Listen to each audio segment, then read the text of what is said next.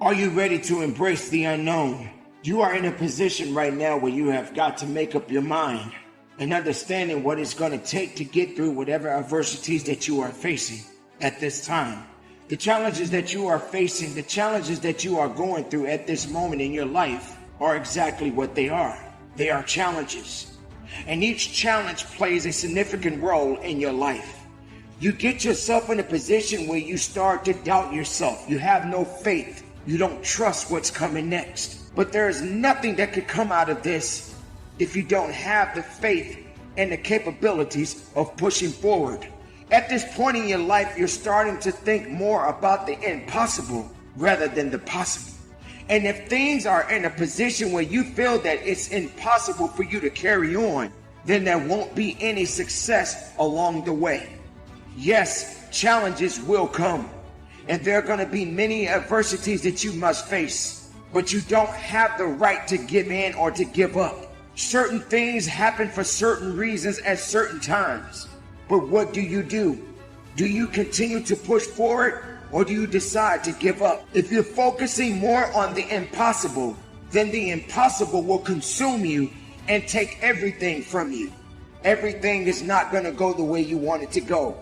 You have to understand that the struggle must happen. Weakness will come. And all of these things that you are enduring right now in your life is just going to teach you rather than necessarily break you. You don't have to give in to these circumstances, but you can learn from them. You can give it what it needs, but don't give in to the weakness and the satisfaction of giving up. There is nothing that can come of this. See, if you wake up every day and you say you're not a morning person, you're doing a serious disservice to yourself, because your attitude determines your altitude. A lot of your mornings start off bad because you've taken claim that you're not a morning person. Why would you not be a morning person when the whole goal is to wake up every morning? That's your goal, is to wake up every morning. You got to be a morning person. Here's what happened. I was selling Amway. I got into Amway. Amway taught me a lot about positive attitudes. First self-help books I read. And this guy was a sponsor of mine. He lived in Rochester, New York. His name was John Walker. And I was laid off, man. Got laid off from Ford Motor Company. I'm 22 years old. And I'm sleeping. And he would call every morning. And I'd pick up the phone. Hello? Steve, how you doing? John Walker, man. How's he doing? Having a great day today, man. Great to be alive. What are you doing? I said, man, I'm asleep. He just hang up. Next morning, hello, 5:30, 6 o'clock. Hello? Steve, John Walker, man. How you doing? Hope you have a great day, man. Love talking to you. You okay? Yeah, John. Click, he hang up. Next morning, 6 o'clock. Hello. Steve, John Walker, man. I said, what the is wrong with this dude? I said, man, what the just calling on you, man, making sure you have a great day, man. I love you, man. Click, he hung up. Every day for 3 weeks in a row, he did the same thing. You know how I answered the phone? Every day, the same day, I answered the phone the exact same way. Hello? Finally, after about 3 weeks, the phone rang. I said, hello? He said, Steve, why do you answer your phone like that? I said, what, man? I'm asleep. He said, no, man. You got to be in the life-changing business. People have got to look at you like a light. Something should be in you that shows other people that there's hope. He said, you don't know this about yourself, but you're going to be that person one day. And you got to start preparing for what you want to be. I said, man, I'm not a morning person. He said, yes, you are. He said, because you're going to wake up every day for a long time.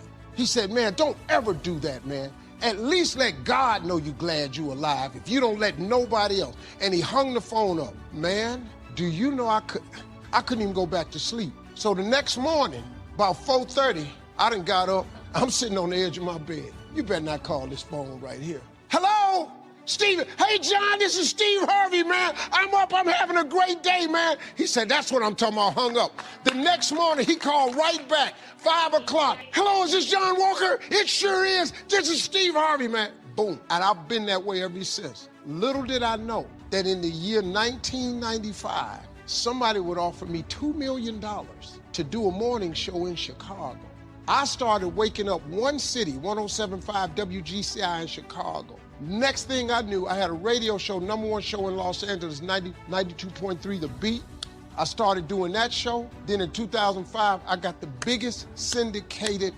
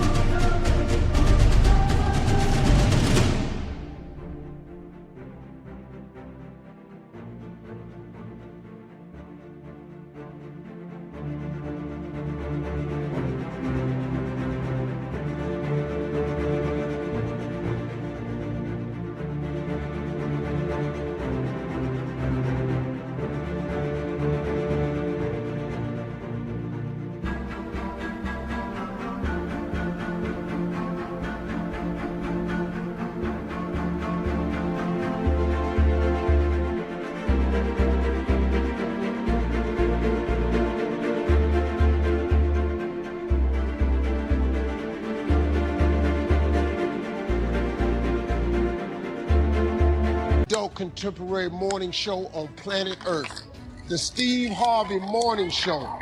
I'm in 112 cities who listen to my morning show in 112 cities. He said, you don't know it, but you're gonna be a light one day, and people gonna look to you for that light.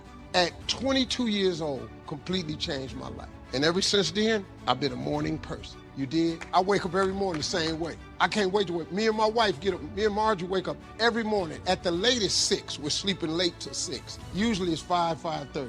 We have coffee because nobody's up. And me and my wife sit in front of fireplaces. We sip coffee. We go out by the pool. We drink coffee because we set our day up. Blame. All of us have blamed others for our troubles from time to time. In fact, the tendency to blame someone or something goes back a long way. When there were only 2 people on Earth, it wasn't long before they started blaming. The man said, "It was the woman. She got me into this." And the woman blamed the serpent. Blame seems to be one of those negative tendencies that just comes naturally, the ego striving to defend itself. I told Mr. Schoaf that my problem was everything costs too much. However, he soon set me straight on that by saying, "Mr. Rohn, that is not the problem. You can't afford it. It's not it. If you keep dealing in it's, you will always be broke, unhappy, and disillusioned because you will never have enough. Don't deal in it. Deal in you." When I finally learned to change my thinking from it to me, I changed my whole life. What a life-changing experience to finally meet someone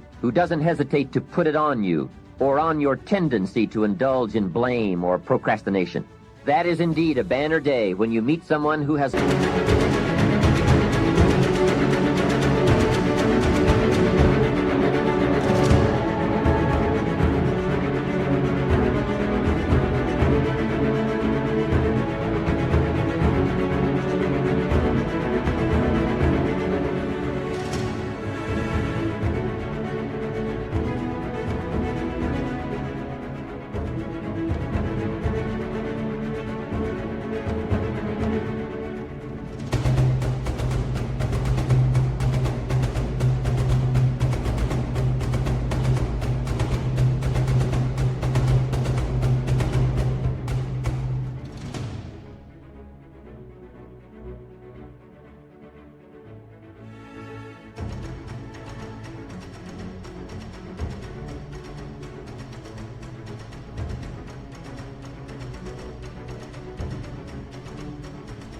Learn how to skillfully and carefully attack the same problem that has kept you from doing very well, or kept you beneath your potential, or kept you off balance as to your own self-worth. It is so easy to mistake appearances for reality, to confuse the symptom with the real cause. Guess how many excuses we have? 1 million. And in the course of a lifetime, we will probably use them all, unless somebody finally comes along and blows all those excuses apart to make us come face to face with the real reasons for our current dilemma. Until that time, we will probably use another 1 million excuses to prevent ourselves from having $1 million.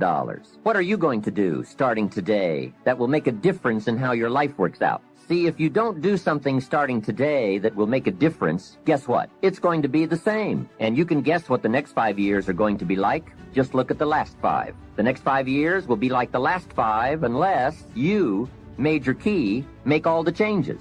Now here's another key question. What can you do starting today that will make a difference? That's a good question. What can you do? What can you do with economic chaos? What can you do with massive disappointment when it's all gone wrong? What can you do when it won't work, when you've run out of money, when you don't feel well, and it's all gone sour? What can you do? Well, let me give you the broad answer first. Here's what you can do. You can do the most remarkable things, no matter what happens. Hey, people can do incredible things, unbelievable things. A man can do the most amazing things with the most impossible circumstances. A woman can do the most remarkable things with the most disastrous circumstances.